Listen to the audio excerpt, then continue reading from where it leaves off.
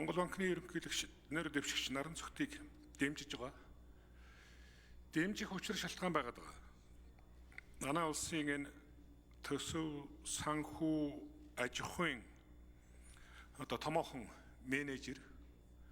Тийм учраас энэ хүн Монгол банк талд энэ мөнгөний бодлого талд очивол мөнгөний бодлого, төсвийн бодлого хоёрын харилцан уялдаа үүн дээр тулгуурлаж мөнгөн урсгалын эрэлтний илүүлэлтийн зохистой байдал хангагдах, энүүгээр дамжиж инфляцийг зорилттой төвшөнд нь барих, улмаар бодлогын хүүгийн зохистой төвшин хадгалагдах, ингэж байж энэ баялаг бүтээгчдийг дэмжих нөхцөл бүрдүүлэх гэж ингэж л харж их том хүлээлт танаас хүсэж байгаа л гэж зориуд хэлмээр байна.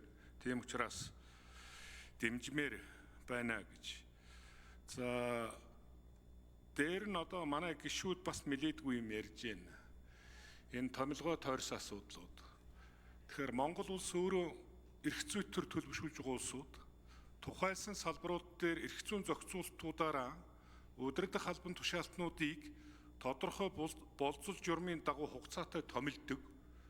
Томилгооны хугацаанууд буюу бүрэн эрх дууссан бол бид энэ асуудлаа хуулийнхаа хүрээнд авч хэлэлцэж томилгооны сонсголоон ил тод хийж томилгоонуудаа хийдэг журамтай жамтай энэ дагууга энэ асуудлууд явж байгаа гэдгийг зориуд би хэлчихмээр байна.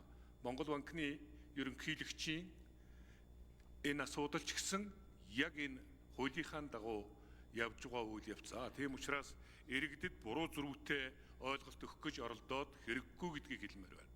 Том төрийн тухай, үрэлгэн төсвийн тухай хэдүүлээ их олон жил ярьцгаасан. Харин энэ засгийн газрыг би энэ тал руугаа бас жоохон алхмуудаа ахиулж байгаа мó гэж ойлгоод байгаа шүү дээ.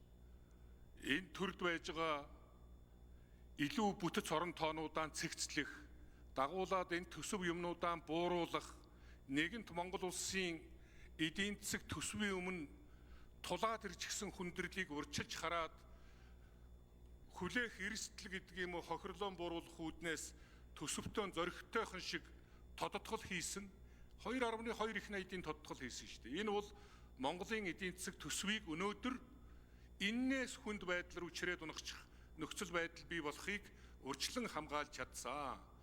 26 оны төсөв батлагтаанч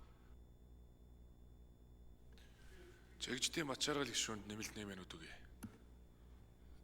Өмнөх оноос тодорхой төвшингээр бууруулж чадсан. За энэ бол биднээс энэ хөөсөө зөв задлаж нэг бодит байдлаа зөв үнэлж энлүүгэн чиглэсэн бодлого үйл ажиллагаа явсан гэдгийг хэлмээр байна.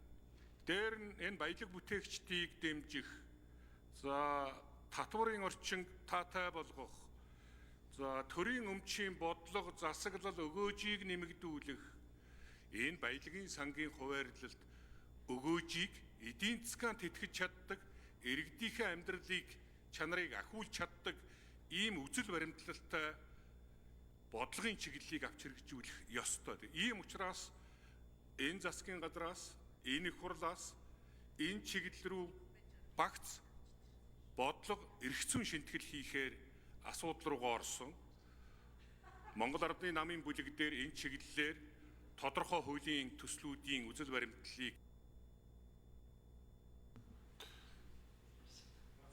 Нэмэлт 1 минут авах. Тодруулсны дараа нэмэлт 1 минут байна. Нэр дэвшигч Санжаагийн Наран Цогт санал хэлсэн үү та? Ерөнхийдөө санал хэллээ дээ.